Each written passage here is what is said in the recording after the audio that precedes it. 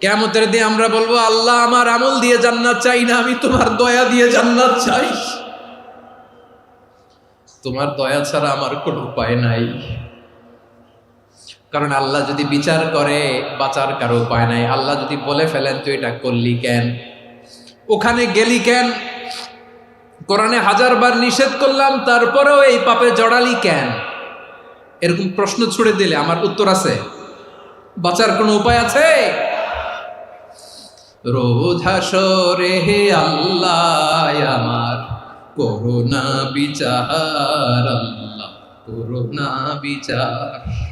বিচার চাহি না তব দয়া চাহি, এ গুনাহগার করুণা বিচার। আপনার আমল দিয়ে জান্নাতে যাবেন? কি দিয়ে যাবেন? আল্লাহর দয়া দিয়ে। আল্লাহর রহম আর দয়া ছাড়া কেউ জান্নাতের চেহারাও দেখতে পাবে না।